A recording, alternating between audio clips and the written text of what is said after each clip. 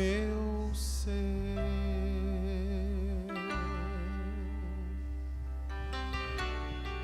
pra mostrar ao mundo todo o teu perfume em meu viver.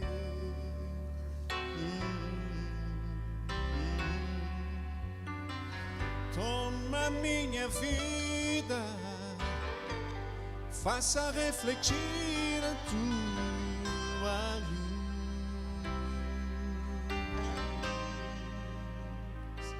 Oh, brilha em minha vida com tua luz, estrela da manhã.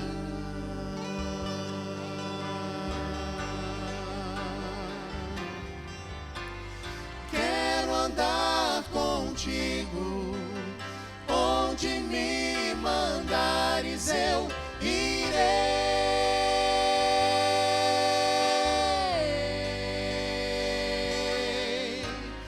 Vem guiar-me sempre, mostra-me o caminho para o lar.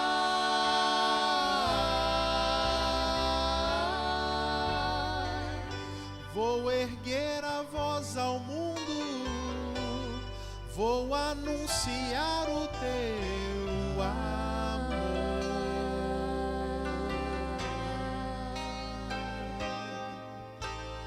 Brilha em minha vida com tua luz, estrela da manhã.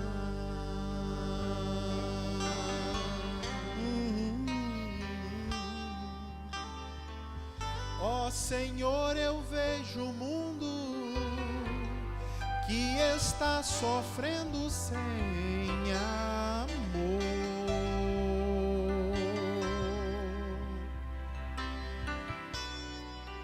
Vive na escuridão, sem saber por onde prosseguir.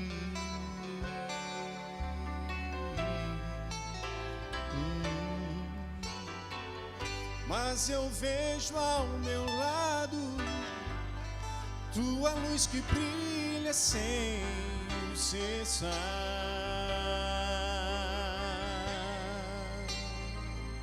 Oh, brilha em minha vida com tua luz, estrela da manhã.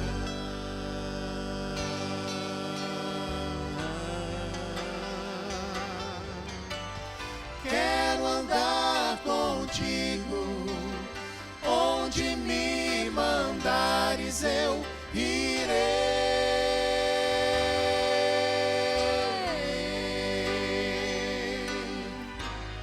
Vem guiar-me sempre, mostra-me o caminho para o lar.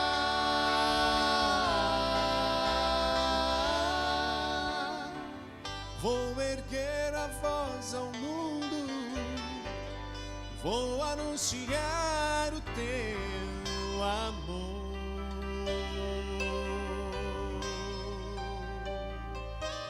Oh, brilha em minha vida com tua luz, estrela da manhã.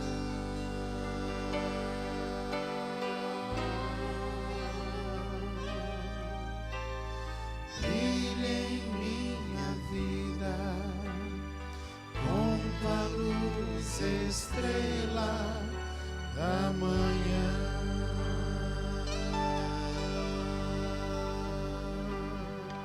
Amém? Amém.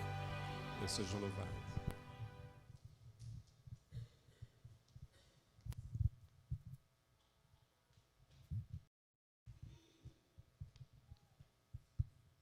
Bendito seja o Deus de Israel, de eternidade a eternidade. Que todo o povo diga amém. É um prazer poder voltar a Conselheiro Pena. Diz que quem vem a Conselheiro pena, né? Mas para mim quem vem a Conselheiro ama, e gosta, e apaixona, né? É bom voltar e rever tão lindas melodias cantadas aqui à frente. Nesse momento oportuno, eu queria convidar você a fechar os seus olhos, vamos elevar a Deus uma prece. Querido maravilhoso Senhor, obrigado, Pai, por nos dar o privilégio de, nas primeiras horas do Teu santo dia, o sábado do Senhor, estarmos reunidos na Tua igreja para prestar ao Senhor o culto de louvor e adoração e, ao mesmo tempo, sermos edificados pelo estudo da Tua palavra e, acima de tudo, pelo mover sobrenatural do Espírito Santo, não só neste lugar, mas também no nosso coração. Querido Deus, que estejam atentos o nosso coração e abertos os nossos ouvidos para nessa noite ouvirmos a Tua voz. Fale conosco, ó Deus. É o que te pedimos em nome de Jesus. Amém. Queridos, eu queria convidar você nessa noite a abrir a palavra de Deus no Evangelho de Lucas. Evangelho de Lucas, capítulo de número 12. Evangelho de Lucas, capítulo 12, verso 13. Hoje nós vamos tratar de um assunto muito pertinente no que se refere ao reino de Deus. Então, eu acredito que, à luz da palavra de Deus, aquilo que Jesus vem nos ensinar nesses poucos versos, podem e devem fazer a diferença na nossa vida espiritual. Evangelho de Lucas, capítulo 12, verso 13. Quem encontrou, diga amém. Oh, glória a Deus. Então nos acompanhe na leitura. Nesse ponto, um homem que estava no meio da multidão lhe falou: Mestre, ordena a meu irmão que reparta comigo a herança. Mas Jesus lhe respondeu: Homem, quem me constituiu juiz ou partidor entre vós? Então lhes recomendou: Tende cuidado e guardai-vos de toda e qualquer avareza, porque a vida de um homem não consiste na abundância dos bens que ele possui. Queridos, o contexto dessa história que nós acabamos de ler é um desacordo por parte de dois irmãos no que diz respeito a uma herança familiar. E, querendo ou não, quando nós falamos em partilha de bens, isso gera um certo desconforto na família, principalmente quando o falecido deixa muitos bens para ser dividido entre os familiares. Alguns não se sentem recompensados com a parte da herança que recebeu. Outros julgam injustiçados. Então, geralmente, quando não tem um testamento, essas coisas acontecem. E, querendo ou não, esse espírito materialista que às vezes invade o coração do homem, o coração do ser humano, no que diz respeito à herança e às coisas materiais da vida, muitas vezes impedem do Evangelho penetrar profundamente em nosso coração. Então nós sabemos de inúmeros casos de famílias que se desuniram, se dividiram, perderam a harmonia, a unidade, por conta de um negocinho chamado herança. Mas nos tempos de Cristo e também no Antigo Testamento, então existia um sistema patriarcal de herança, onde geralmente o primogênito, ele recebia a maior parte da herança. Por que motivo isso acontecia?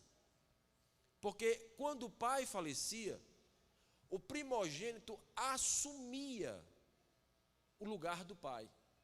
Ele então se tornava o gestor, ou seja, o administrador da família.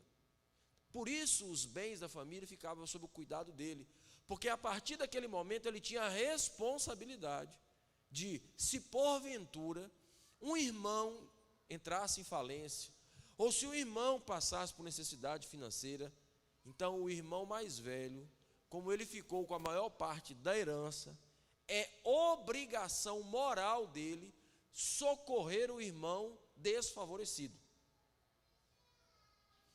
Quando isso não acontecia, quando o gestor, o irmão mais velho, não socorria o irmão que estava passando por apuros financeiros, então o que eles faziam? Eles levavam o caso para o sinédrio, a fim de que as autoridades religiosas, que era o sinédrio, que funcionava como um supremo tribunal religioso, julgasse a sentença e desse o veredito. Então, nesse texto aqui, esses dois irmãos estão em desacordo por causa de uma herança. Um queria que o mais velho repartisse com ele a herança. O texto não está dizendo que ele estava passando por necessidade. O texto está dizendo que ele queria se apropriar da herança da família. Então, eles vão até Jesus, porque acreditavam que Jesus era um rabi, era um mestre religioso. Só que esse irmão, ele não leva a causa para ser analisada, a fim de Jesus dar o veredito. Se nós lermos novamente o texto, ele vai até Jesus e diz: mestre, ordena a meu irmão que reparta comigo a herança. Ou seja, ele não estava pedindo para Jesus avaliar o caso. Ele já veio com uma sentença pronta e queria que Jesus obrigasse o seu irmão a repartir a herança. A resposta de Jesus está clara no texto. Era um desacordo familiar por conta de uma herança. Então Jesus, no verso 15, diz assim: então lhes recomendou: tende cuidado e guardai-vos de toda e qualquer o quê? Não ouvi, e guardai-vos de toda e qualquer? Porque a vida de um homem não consiste na abundância dos bens que ele... Nessas poucas palavras de Jesus nós encontramos duas coisas: uma advertência e um ensino. Qual é o ensino? A vida de um homem não consiste na abundância dos bens que ele possui. Nós nunca devemos avaliar uma pessoa pela conta bancária que ela possui, pelos imóveis que essa pessoa tem, ou pelo status que ela possui na sociedade. Às vezes fazemos isso e esquecemos do que o próprio Tiago diz sobre isso, que Deus não faz acepção de pessoas. Às vezes, para o rico, estendemos o tapete vermelho, tratamos de uma maneira. Já o pobre, nós tratamos com indiferença. Damos um tratamento VIP para o rico e negligenciamos o pobre. Às vezes olhamos até com indiferença. Mas o que Jesus está ensinando? A vida de um homem não consiste na abundância dos bens que ele possui. Então nós não devemos olhar para o que a pessoa tem, mas para o caráter que ela possui. Esse é o ensino. E qual é a advertência? A advertência é o que Jesus falou: guardai-vos de toda e qualquer o quê? É uma advertência. Guardai-vos da avareza. A palavra avareza, no grego, significa desejo ganancioso, obsessão por coisas materiais. Existem vários tipos de avarentos na Bíblia, mas o mais comum, o que se mais reproduz na sociedade, é o avarento acumulador. Um teólogo americano, ele diz que a avareza é como o cupim. Geralmente, nós só percebemos que uma madeira tem cupim depois que o estrago está o quê? Feito. É quando você vai abrir a porta do guarda-roupa e de repente a porta despenca e você percebe que tinha cupim na madeira. Ou às vezes é o umbral da porta que ela fica desnivelado porque o cupim atacou a madeira. Mas aí a madeira já está o quê? Comprometida. Por que ele compara a avareza como cupim? É porque a avareza é um sentimento, é um desejo imperceptível que toma posse do nosso coração e vai corroendo a nossa vida. E quando a gente menos percebe, nos tornamos claramente pessoas materialistas. Então, o avarento acumulador, ele coloca a sua segurança de vida no dinheiro ou nos bens materiais. Para ele, quanto mais dinheiro ele tem, mais seguro ele está. Quanto maior a quantidade de dinheiro, mais seguro estará o seu futuro. Por conta disso, o avarento acumulador, ele tem dificuldade para gastar. Por isso, muitas vezes, nós chamamos esse tipo de avarento de mão de vaca. Já viram essa expressão? Mão de vaca. Por que mão de vaca? Porque não abre. Ou às vezes também é chamado de pão duro. Já viram essa expressão? Pão duro. Diz que o avarento acumulador, ele não come as unhas com medo de doer o dedo, né? Alguns brincam dizendo que ele consegue atravessar o oceano com um punhado de sal na mão sem derreter, porque não abre a mão de jeito nenhum. Tudo isso são expressões populares para dizer que o acumulador, ele tem dificuldade para gastar. Por quê? Porque ele pensa assim: se eu der para alguém, vai faltar para mim. Então, ele tem dificuldade de ser uma pessoa solidária. Se tiver alguém passando necessidade, ele vai ter dificuldade para ajudar, mesmo tendo recurso. Ele pensa assim: se eu ajudar esse pobre, vai faltar para mim. E aí, se faltar para mim, o meu futuro não está assegurado. Então, entre faltar para ele e faltar para mim, que falte para ele, para mim não. Geralmente, esse avarento acumulador, ele não é uma pessoa desprendida. Então, ele vai ter dificuldade em ser fiel a Deus no quê? No dízimo. Porque ele pensa assim: se eu tirar 10% da minha renda mensal para dar para a igreja, ele pensa assim, para dar para a igreja, vai faltar para mim. Então a igreja não precisa, Deus não precisa, eu preciso. Então, ele não vai ser uma pessoa liberal, muito menos fiel. E se ele pensar então na oferta, porque a oferta é uma atitude de generosidade, de gratidão, ele vai pensar assim: não, 10% de oferta, 10% de dízimo, 5% de oferta, ou quem sabe 10% de oferta, é 20% da renda. Então ele fica preso naquele negócio. E ele nunca vai desenvolver fidelidade. Ele nunca vai poder ajudar ninguém, porque ele tem medo de faltar para ele.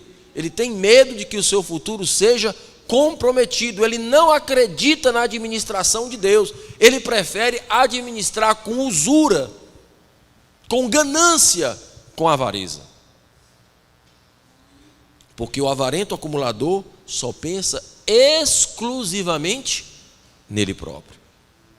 Qual é um exemplo clássico na Bíblia de um avarento acumulador?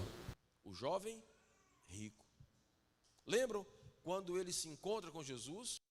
O diálogo começa falando sobre salvação. Ele pergunta: o que farei para ser salvo?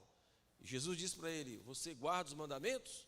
E ele diz: isso eu tenho guardado desde a minha infância. O que ainda me falta? E Jesus respondeu: vai, vende tudo o que tens e dá para a igreja. Foi isso? Dá para quem? Para os pobres. O que Jesus queria desenvolver nessa criatura, gente? Generosidade, despreendimento da avareza. Jesus não pediu para ele. Ele pediu para quem? Para os pobres, para os necessitados. E Jesus falou assim: olha, vai, vende tudo o que tem, dá aos pobres e terás um tesouro aonde? no céu. Um tesouro no céu. Aí a Bíblia diz que ele saiu triste porque era dono de muitas propriedades. Então, na cabeça do jovem rico, não entrava a ideia de trocar algo que ele estava vendo, que era a garantia do seu futuro, por algo que ele não estava vendo e que era num futuro que ele não entendia.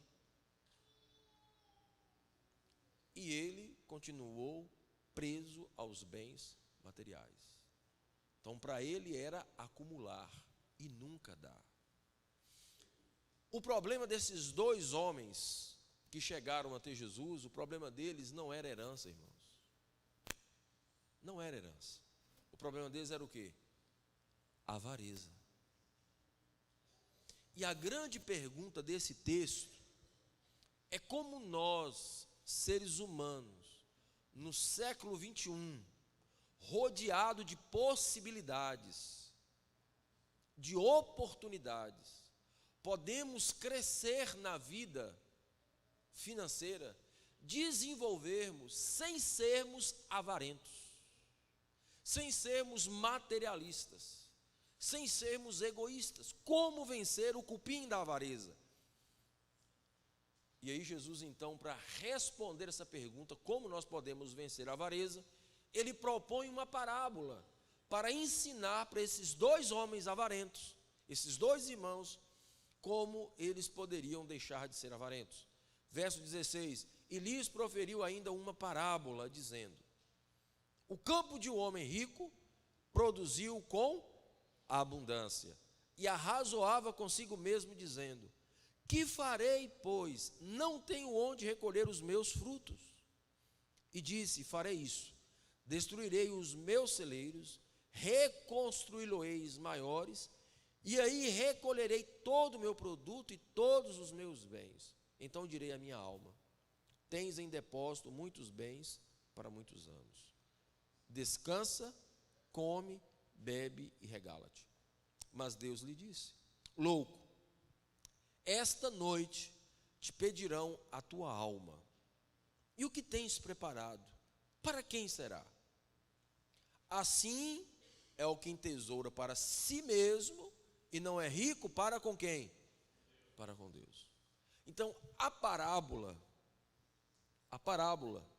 proposta por Jesus era para mostrar para aqueles dois homens que estavam brigando por uma herança, devido a um espírito avarento, de como nós, seres humanos, podemos vencer a avareza.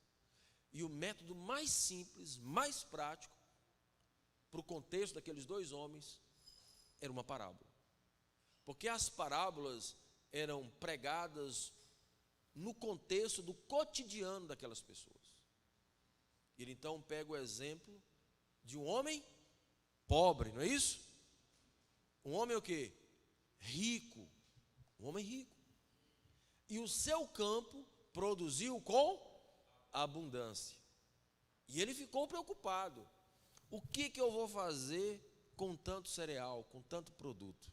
Os meus celeiros são pequenos. E ele pensou assim: eu vou destruir todos, vou reconstruir ainda maior, vou acumular esses grãos nos meus celeiros, porque naquela época, grão no celeiro era como dinheiro no banco. Então eu vou acumular bastante, porque a partir de agora eu não vou trabalhar mais. Eu só vou comer, beber, dormir e gozar a vida durante muitos anos, porque eu vou ter com abundância. O que Jesus queria ensinar sobre como vencer a avareza? Em primeiro lugar, precisamos reconhecer a fidelidade de Deus em nossa vida. Olha o que diz o verso 16: o campo de um homem rico produziu com abundância. Qualquer judeu que ouvisse essa afirmativa da parábola entenderia que se um campo foi próspero, se um campo produziu com abundância, é porque Deus visitou aquele campo, Deus abençoou aquela terra, Deus abençoou aquela lavoura. Porque na cabeça do judeu não existe prosperidade genuína sem que Deus esteja o quê? Presente. Então, queridos, se aquele campo produziu com abundância, o campo do homem rico, ele já era rico, e com essa abundância da produção, ele ainda se tornou ainda mais rico, muito mais rico. Mas por que ele se tornou mais rico? Porque Deus foi o quê? Fiel. Deus foi fiel. Porque o ser humano ara a terra, o ser humano aduba a terra, o ser humano fertiliza a terra, o ser humano joga o grão sobre a terra, mas o ser humano não produz nem chuva e nem sol. Quem é responsável por isso, igreja? Quem é responsável? Deus. Só que nessa parábola, o homem rico, que produziu com abundância, não reconhecia a fidelidade de Deus. A preocupação dele não era agradecer as bênçãos, mas era onde ele iria acumular. Queridos, coloque isso na cabeça de vocês. Não existe progresso, não existe prosperidade, não existe sucesso na vida do ser humano sem que Deus esteja presente. Isso deve ficar guardado em nossa mente. Sabe por quê? Porque todas as vezes que você progredir na vida, nunca se esqueça, não foi pela minha capacidade, não foi pela minha inteligência, não foi pelo meu esforço simplesmente, foi pelos propósitos e pela fidelidade de quem? Irmãos, esse assunto é tão sério que Deus avisou Israel sobre isso quando eles entraram na terra da promessa. Eu vou ler para vocês, aqui em Deuteronômio, capítulo 8, essa mensagem que Deus deu para o povo de Israel, assim que eles entraram no Egito, de que eles jamais deveriam esquecer. Olha o que diz o texto de Deuteronômio 8, 17 e 18. Diz assim: não digas, pois, no teu coração, a minha força e o poder do meu braço me adquiriram estas riquezas. Antes te lembrarás do Senhor teu Deus, porque é Ele que te dá forças para adquirir as riquezas, para confirmar a sua aliança que sob juramento prometeu a seus pais, como hoje se vê. Poucas vezes na Bíblia Deus usa a expressão lembra-te. Se é para lembrar, é porque é algo que importante. Deus queria que o povo de Israel entendesse uma coisa: quem não reconhece, também não agradece. Entenderam? Quem não reconhece, não agradece. Se o povo chegou à terra de Canaã, se o povo enriqueceu, foi bênção de quem, igreja? Então nós precisamos reconhecer o poder de Deus, as bênçãos de Deus, a fidelidade de Deus em nossa vida, para depois agradecermos. O homem da parábola, lembra? Ele não reconheceu e não agradeceu. Então ele não enxergava a fidelidade de Deus. Se nós quisermos vencer a avareza, nós precisamos reconhecer que Deus é fiel. Como diz Davi: eu já fui moço, agora sou velho. Eu nunca vi um justo desamparado, nem a sua descendência o quê? A Bíblia em Filipenses 4, verso 13 diz: tudo posso naquele... O Senhor é meu pastor e nada.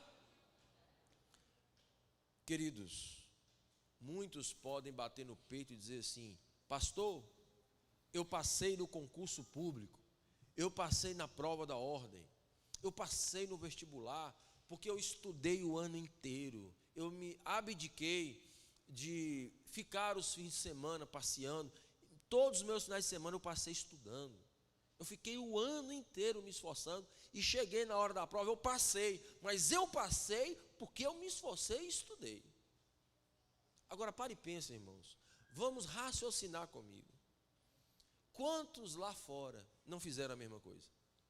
Estudaram o ano inteiro, abdicaram os finais de semana, não passearam, não viajaram.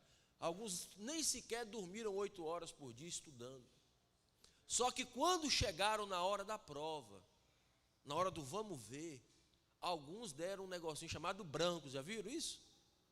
O cara estuda, quando chega na hora da prova dá um branco que não lembra de nada. dá um verdadeiro apagão. E todas as informações acumuladas na mente desaparecem. Branco, né? Apagão. Outros passam mal da taquicardia, ficam tremendo, suam frio, dá ânsia de vômito, não conseguem fazer a prova. Desequilíbrio emocional. Outros nem sequer conseguem entrar porque chegam segundos ou minutos atrasados, são impossibilitados de fazer a prova. Outros até fazem a prova de maneira correta, mas na hora de passar para o gabarito erram. Aí o cristão, o servo de Deus, chega lá, na hora da prova, Deus dá para ele serenidade, tranquilidade, equilíbrio emocional. Ele começa a lembrar de tudo que estudou. Aí depois o abençoado abre a boca para dizer: eu passei porque eu sou o cara, eu passei porque eu sou bom, eu passei porque eu sou demais. Irmãos, a gente passa pela bondade de quem? De Deus. Aí você pensa assim: olha, eu consegui um emprego naquela empresa importante porque eu espalhei currículo na cidade inteira. Não fez mais que obrigação, hein? Porque ninguém vai bater na sua porta te chamando para trabalhar. Mas se você parar e pensar, a pessoa às vezes pode dizer assim: eu passei, eu consegui esse emprego, meu currículo era bom. Aí você pega um currículo de uma pessoa que não é adventista e pega o currículo do adventista. Talvez o currículo do adventista não seja tão bom quanto o currículo do não adventista. Para vocês verem a diferença. O adventista trabalha quantos dias na semana? Quantos dias? 6. A Bíblia diz 6 dias o quê? Trabalharás. 6 dias. Se você trabalha 5, o 6 você trabalha em casa para sua esposa. E o não adventista trabalha quantos dias na semana? 7. A empresa vai querer o que trabalha 7 ou o que trabalha 6? O que trabalha 7. Mas só que está lá o adventista e o não adventista, os dois currículos assim, ó, pareio. O analista do currículo poderia olhar e dizer assim: eu vou ficar com esse aqui porque trabalha 7 dias da semana, para ele não tem tempo ruim. Esse aqui não, esse aqui só trabalha 6 dias. Ele poderia pensar assim. Mas Deus toca no coração dele. E ele olha para o currículo do cara de 7 dias e olha para o currículo do adventista que só trabalha 6. E ele tem afeição pelo que só trabalha 6. Entrevista, gosta da pessoa. E ao invés de chamar o outro, chama o adventista. Mas aí depois ele diz assim: não, é porque meu currículo era bom, porque eu sou o cara mesmo, eu sou a última bolacha recheada do pacote. E não entende que Deus, ele é o quê? Fiel. Deus é fiel. É Deus que abre portas que ninguém fecha, e fecha portas que ninguém abre. Então, o primeiro aspecto da nossa vida para a gente vencer a avareza é reconhecer que Deus é fiel, que tudo provém dele. A terra desse homem produziu com abundância, irmãos, porque Deus abençoou. Deus fez desse homem rico, mais rico ainda.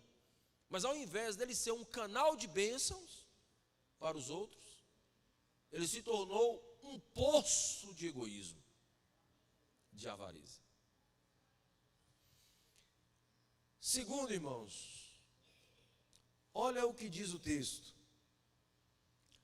E disse: farei isso, destruirei os meus celeiros, reconstruí-los-eis maiores, e aí recolherei todo o meu produto e todos os meus bens. Então direi à minha alma: tens em depósito muitos bens para muitos anos. Queridos, quando o homem rico da parábola, ele faz referência aos bens materiais, ele diz: meus depósitos, meus celeiros, meus produtos, meus bens. Que pronome ele está usando? Qual pronome? Mas qual pronome pessoal? Possessivo. Pronome possessivo.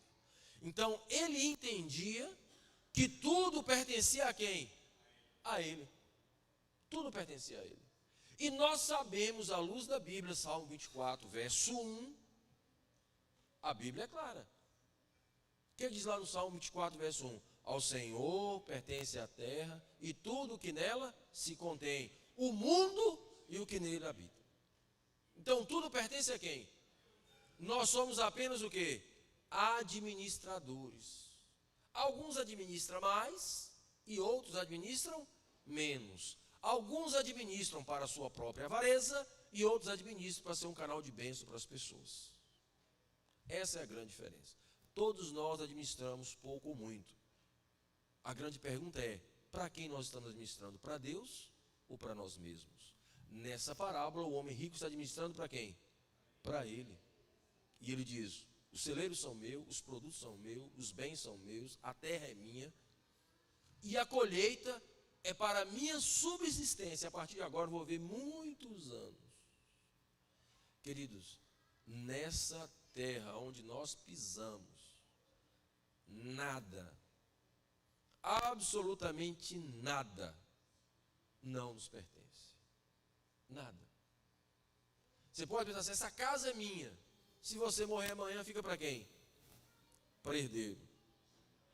Aí os herdeiros morrem, vão passando para outro. Assim vale para tudo. E vai passando de geração após geração, de tempos após tempos, e nada fica na mão de ninguém. Porque tudo pertence a quem? A maior enganação é nós acreditarmos que as coisas nos pertencem, sendo que na verdade tudo pertence a quem? A Deus. Nós apenas administramos o que Deus coloca sob os nossos cuidados. Veja que interessante, um grande empresário, após a sua conversão, se sentiu muito, mas muito incomodado, porque ele tinha um sonho no seu coração. E qual era o sonho? Colocar o nome de Deus na sua empresa. Ele queria que Deus fosse o seu sócio. Eu acredito que muitos de vocês entendem e dizem que Deus é seu sócio no empreendimento que você desenvolve. Só que esse homem, ele queria ir além. Ele queria registrar em cartório, oficializar a sociedade. Para isso, ele contratou 2 profissionais, um contador e um advogado. Então, ao conversar com o advogado e expor a situação, o advogado falou assim, olha, para nós registrarmos de maneira oficial em cartório, com toda a documentação, para que Deus seja o sócio da sua empresa, nós precisamos que Deus tenha alguns documentos pessoais, entre eles RG e CPF, e mais, comprovante de residência e título de eleitor. Deus tem? Ele disse não. O senhor consegue arrumar? Também não. Então fica inviável juridicamente nós darmos entrada num processo de legalização de uma sociedade com o nome de uma pessoa que tecnicamente nos registros não existe. Ele ficou triste, chateado. Ele tentou então a segunda via, o contador. O contador foi muito mais específico. Olha, para nós criarmos essa sociedade, nós precisamos que Deus tenha um CNPJ, que Deus tenha algum imóvel registrado em seu nome e que Deus tenha a declaração do imposto de renda. Não tinha nada disso. E o contador então o desanimou por completo, dizendo, infelizmente, essa sociedade vai ficar só no seu coração, ela jamais poderá ir para o papel. Ele ficou muito triste, chateado, não se deu por vencido, passaram-se alguns meses, ele orava a Deus pedindo uma solução, e um dia ele teve um sonho. E o sonho foi a resposta para a sua angústia. E nesse sonho, Deus aparece no seu quarto como se fosse uma luz brilhante. E essa luz começa a conversar com ele, e ele diz assim, Senhor, há tanto tempo quero eu dar a honra ao Senhor de colocar o seu nome na minha empresa. E todas as pessoas me disseram que é impossível que isso aconteça, mas o Senhor é o Deus dos impossíveis. Senhor, eu quero colocar o teu nome na minha empresa. E naquele momento ele ouviu uma voz que dizia, o privilégio é seu, ter o seu nome na minha empresa. É uma honra para você ser o meu sócio, porque tudo me pertence.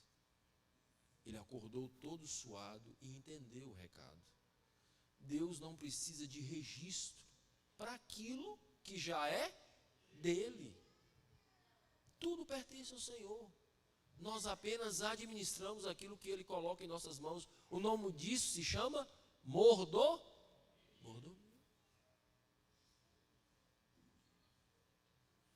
para vencermos a avareza, precisamos reconhecer que tudo pertence a Deus. Nós apenas administramos ou para o nosso egoísmo, para a nossa avareza, ou para a honra e glória de quem? De Deus. E terceiro e último, irmãos, para nós vencermos a avareza, nós precisamos desse terceiro elemento. Olha o que diz o verso 20. Mas Deus lhe disse: louco, essa noite pedirão a tua alma, e o que tens preparado para quem será? Assim é o que entesoura para si mesmo, e não é rico para com quem? Com Deus. Vocês perceberam agora que existem dois tipos de riqueza. Tem as riquezas da terra e as riquezas da onde? Do céu. Tem gente que é rico na terra, mas é pobre no céu. E tem gente que é pobre na terra e é rico aonde? E tem gente que é rico nos dois lugares, amém? Porque em lugar nenhum da Bíblia, existe uma palavra de condenação à riqueza. Não existe. O problema é o sentimento humano que está por trás da riqueza. Aí Paulo diz que o amor ao dinheiro é a raiz de todos os males. Então o problema não é a riqueza. O problema é o sentimento que a gente coloca nela, a riqueza. Não é problema você carregar dinheiro no bolso. O problema é você carregar dinheiro no coração. Porque o problema não é ter riqueza. O problema é a riqueza ter você.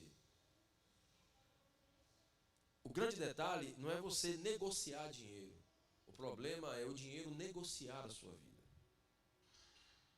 Então, nesse texto dessa parábola que nós acabamos de ler, esse homem acumulou muita riqueza na terra. Mas, segundo o texto, ele era pobre. Para com quem? Com Deus. Esse é o grande problema. Porque a grande diferença entre as riquezas da terra e as riquezas do céu, Jesus as descreve no Sermão do Monte, dizendo que esse tipo de riqueza, o ladrão rouba, a traça corrói e a ferrugem come. Mas os tesouros no céu, os ladrões não roubam, a traça não corrói e a ferrugem não come. Os tesouros da terra, eles são transitórios e passageiros. Os tesouros do céu, segundo a Bíblia, eles são o quê? Eternos. Então a gente precisa saber em que lugar nós precisamos e devemos de fato nos tornar ricos. Porque tem muita gente que por causa da riqueza da terra vai ficar de fora do céu. E tem muitas pessoas que vão abdicar de tesouros na terra para ter tesouro aonde? No céu. Veja, a parábola, ela começa falando de um homem rico, não é isso? Um homem rico que produziu com abundância, então ele ficou mais rico ainda. Mas a pergunta, no final da parábola, ele pôde usufruir de alguma coisa? Não. Porque tudo que ele acumulou ao longo da vida, ele não pôde usufruir. Porque naquele mesmo dia que ele pensou assim, agora eu tenho para muitos anos, agora eu vou comer, eu vou beber, eu vou dormir, vou gozar a vida. Ele pensou assim, vou viver muitos anos. Mas ele não sabia que iria morrer naquele mesmo dia. Eu pergunto, para que acumular tanta coisa, se ele não pôde nem usufruir e nem ajudar ninguém? Então a parábola começa falando de riqueza e termina falando de pobreza. Então, queridos, para nós vencermos a avareza, em terceiro lugar, nós precisamos acumular tesouro aonde? Nós precisamos ser ricos para com quem? Com Deus. Rico para com Deus. E aí você pode parar e pensar assim, pastor, o que é acumular tesouro no céu? O que é isso?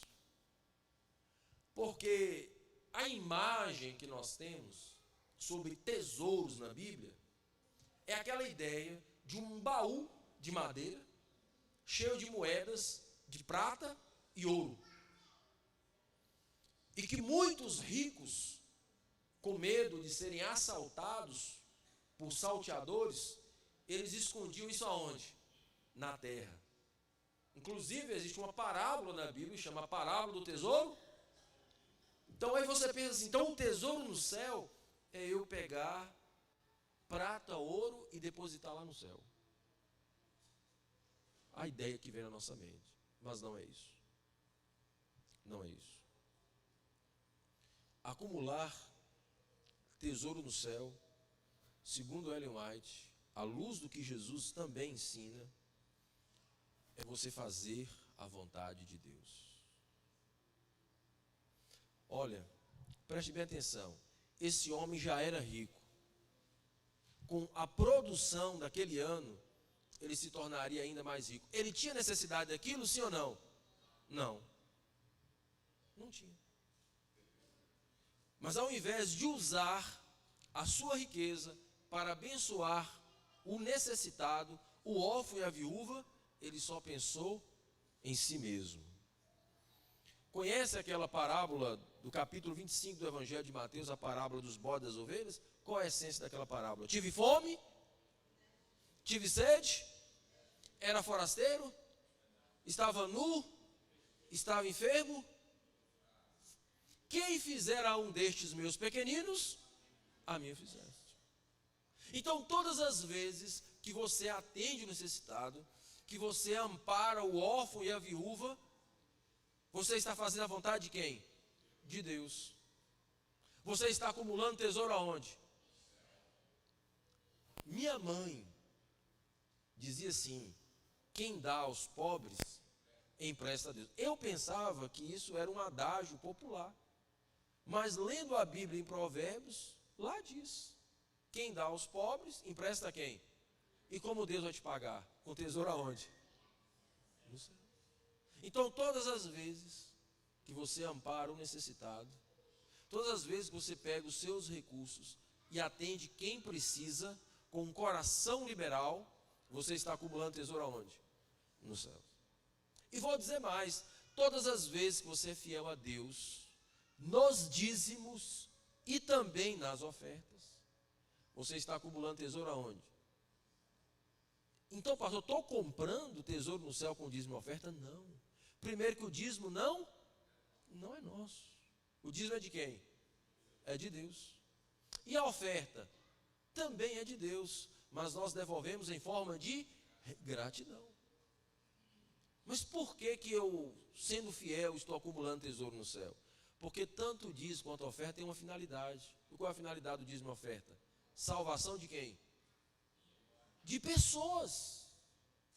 Cada oferta que você coloca na salva, todo o dízimo que você devolve, tudo isso vai convergir para a pregação do Evangelho. Qual é o propósito da pregação do Evangelho? Salvar pessoas. Então, quando você desenvolve fidelidade a Deus, você está acumulando tesouro aonde? Porque aonde está o seu tesouro, aí também estará o quê? O seu coração. Queridos, é melhor ser pobre na terra e rico nos céus. O homem da parábola pensou assim: muito dinheiro, muitos anos de vida. O que ele não sabia é que muito dinheiro, ele morreria no mesmo dia. Dinheiro não é garantia de vida. Dinheiro não é garantia de muitos anos de vida.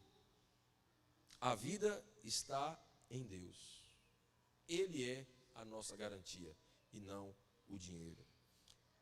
A parábola termina assim: assim é o que entesoura para si mesmo e não é rico para com Deus. Quando Jesus propõe a parábola, termina a parábola, esses dois homens entenderam que eles não poderiam permitir que o cupim da avareza destruísse a vida deles. E por causa da avareza, muitos se desviam da fé e perdem a salvação. E para vencermos essa tal avareza, nós precisamos reconhecer que Deus é fiel. Precisamos reconhecer que tudo pertence a Deus e que a maior riqueza é o tesouro no céu. Que Deus nos abençoe dia após dia, para que o nosso coração possa estar protegido e guardado contra a avareza, a fim de que nós possamos ser liberais, fiéis e solidários à causa de Deus, que sejamos administradores fiéis de tudo aquilo que Deus coloca em nossas mãos, que seja para a honra e glória do Senhor e Salvador Jesus Cristo.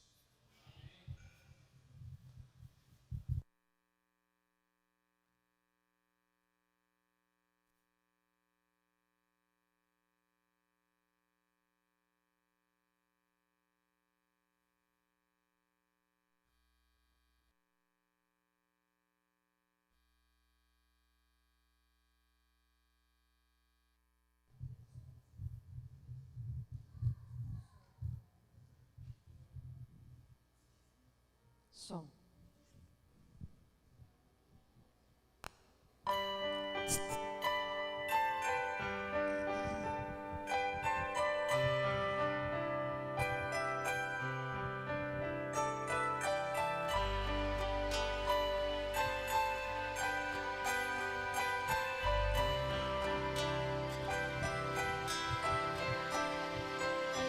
Rendido a teus pés, eu quero estar, meu Jesus, contemplando o teu rosto e o teu olhar de amor, e abraçar-te com ternura, como sempre fazes tu, e dizer-te que te amo, como me disseste tu. Quero servir-te, Jesus, como me ensinaste tu. Minha vida te entrego, como me entregaste tu.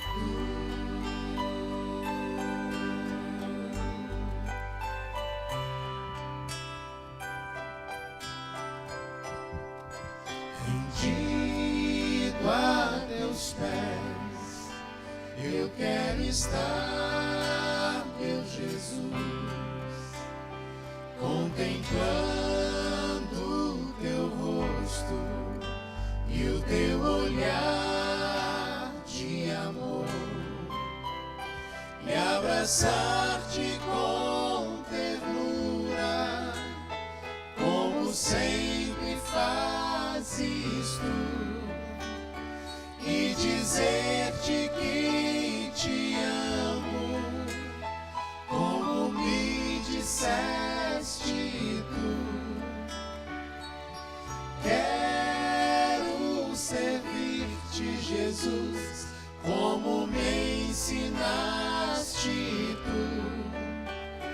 Minha vida te entrego, como me entregaste